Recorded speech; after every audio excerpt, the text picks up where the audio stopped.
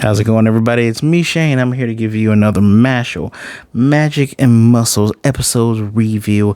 Today's episode is episode 17 of season 2, Finn, Ames, and the Friend. Before we go any further, please hit that like button, hit the subscribe button as well, and hit the notification bell so you'll be notified of more reviews just like this. And if you would like to support me even further, my Patreon link is in the description below. So we get some interesting exposition here.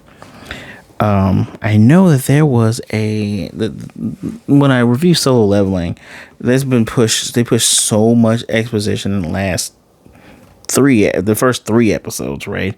I won't even say 4, but the first 3 episodes is so much exposition. You're like, oh my goodness. But then you look at Mashle, where things have been spread out. It's interesting when you get more lore here, because it does feel like we're still just learning this. I say lore, but you get more world building elements, such as there are 13 ancient wands in the magical realm, and they're called master canes. These wands pick the magic users who has innate talents.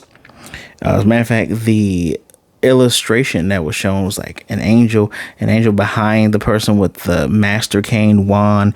We get so many different looks at these. By the way, that angel thing, very much a foreshadow of what went on this episode with Capricio and his they call it the angel, his angel / nurse statue thing. This thing's called master canes, which I'm pretty damn sure that Rain has a master cane. Pretty sure that the thing he used, his wand, was the master cane. At least, well, maybe I have to go back and check my notes on that, because I know he's a triple liner. You know, he's a triple word score. He's a triple liner, but does he unlocks the ability of his wand? Does he turn it into a master cane, or is it a master cane? By the way, one of the master canes is literally just Dumbledore's wand from Harry Potter. Just the lumps are blue instead of just, looking like tree knots. It literally looks like Dumbledore's wand. And the master wand that Capricio Luo has, it's a beating heart. Just, it doesn't make the noise, but it is beating. And this thing's special ability is he doesn't ever take any damage. Like he's never felt pain once since he was born. And that's crazy.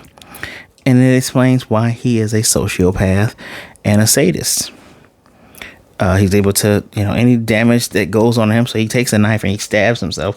The damage instead goes to his enemy, goes to someone else.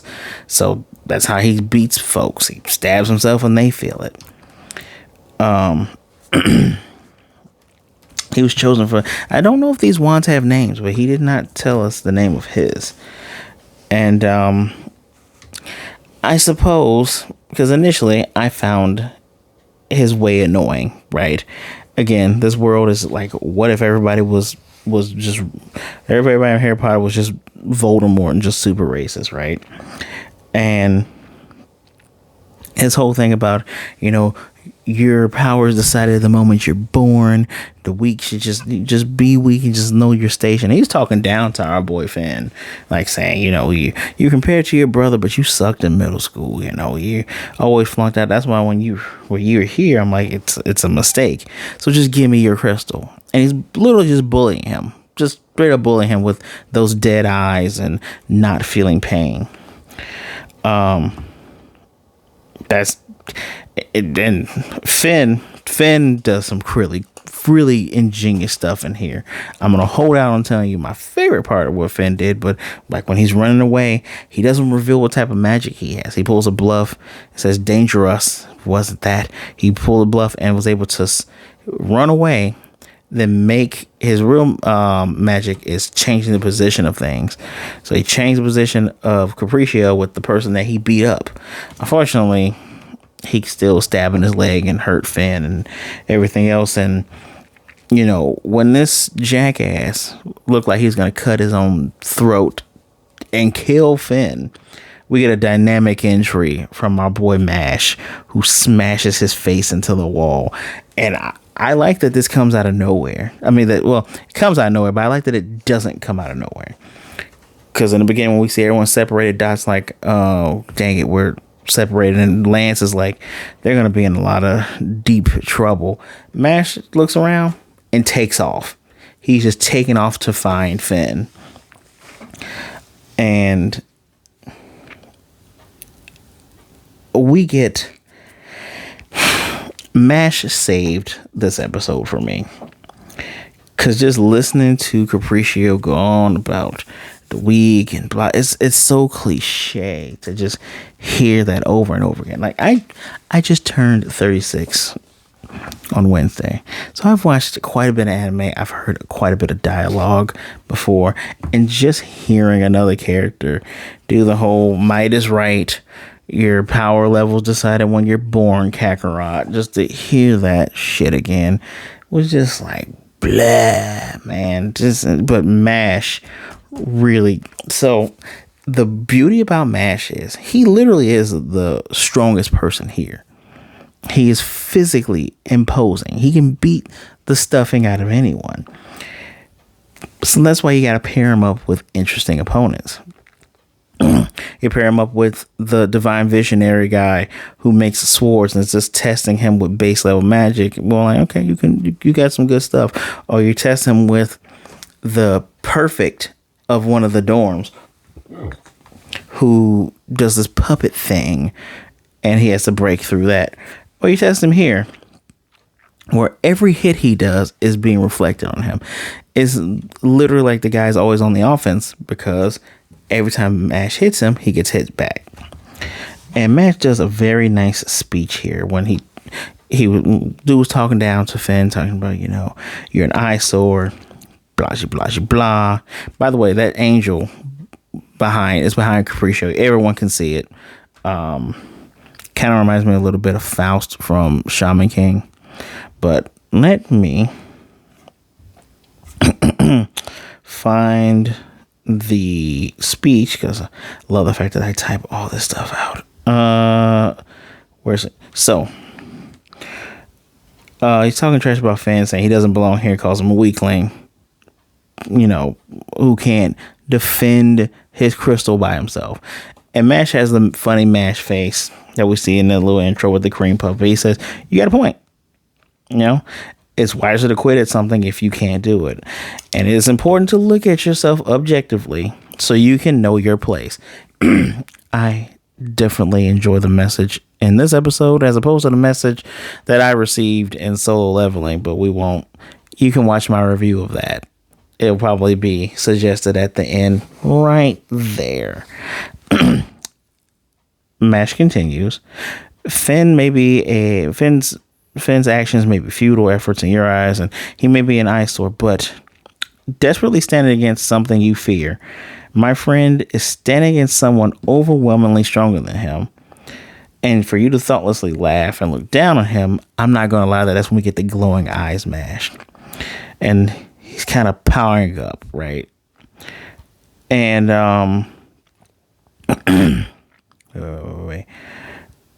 Mash speeds up his punches.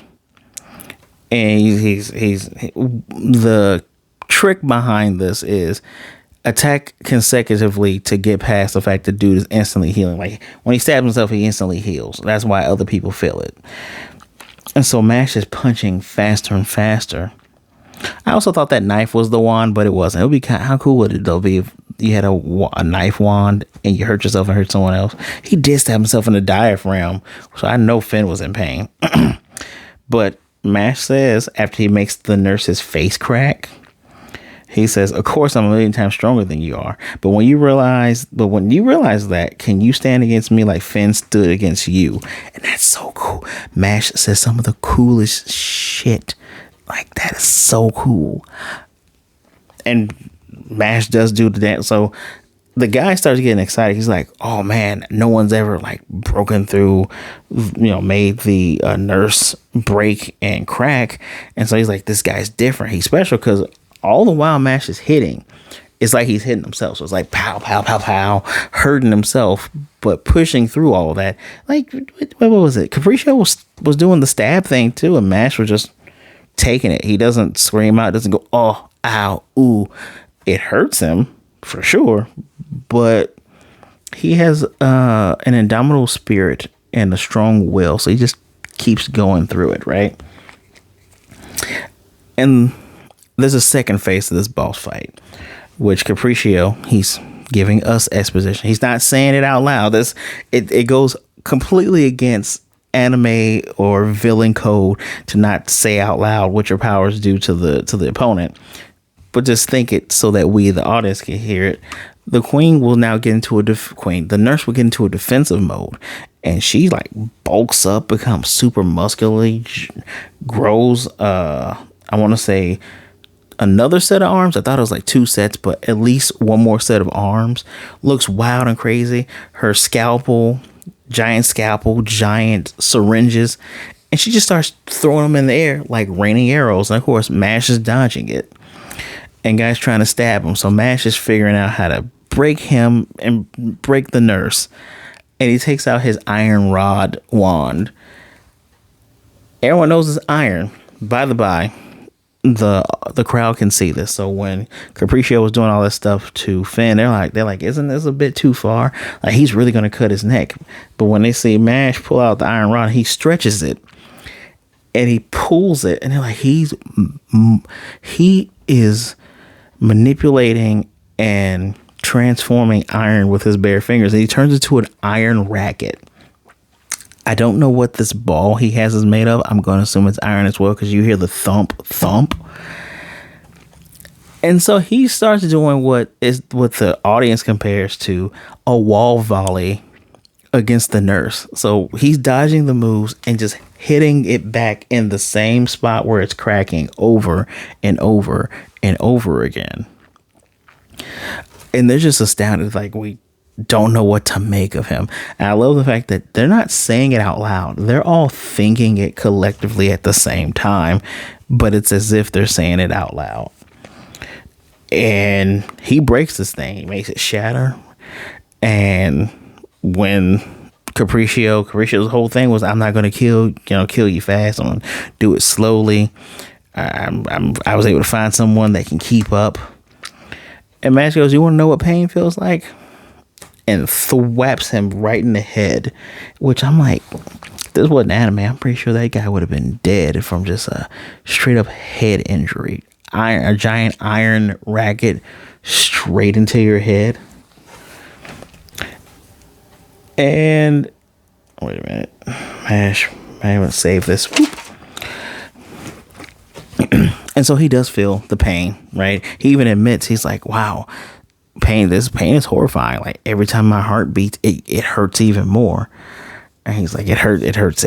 And he looks across, hears Mash's words as he's lifting up his buddy. And he goes, yeah, no, I have definitely been surpassed 1,000,000-fold, because Mash says, all right, when you know that I'm stronger than you, you're gonna be able to stand against me like he stood against you? And it's like, no, I can't. So I hope in the next episode they destroy this dude's crystal. He destroyed there was like a fat orca, fat guy with a yellow one. That was one of the last participants. He did the stabby thing to him and broke his thing. So they definitely need to break Capricio's orb crystal. Oh, I forgot. There was something else I wanted to mention, and I don't remember it. But it was that dang. Oh, well. Oh, there we go. Finding my notes. Finn was about to apologize, but Mash goes, Mash actually thanks him, saying, he's a klutz and he's always a trouble to others.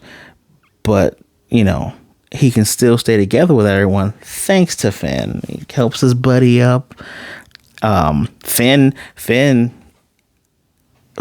partially saved this episode for me. Mash saved it instantly when he showed up, but Finn gets MVP kudos because, he says, hold on, this isn't a fight. Yep, sorry, wasn't a fight. because of the dude able to redirect the damage. What did Finn said something really good, and I want to say it. I want to say it word for word. Professor Wahlberg does give Mash credit, because Mash has literally just defeated someone who has a master cane. Someone literally chosen divinely who was a prodigy. Even Macaroon, I love this. Macaroon, they say the top three, aspects of this entire thing is Mash, Lance, and Capricio. And Capricio he figured he didn't want to be a divine visionary, much like themselves. But then Macaroon realizes, oh yeah, Odal probably hired him for this as well. And then he goes through a little funny thing where he thanks his mother and father for him being born. Macaroon is a character. Stabbed him in the middle. Mash. Yeah, I called that dude a punk ass. Minus the punk, I said something else. Stabs himself, hurts Finn, crowd sees it, blah, blah, blah, blah.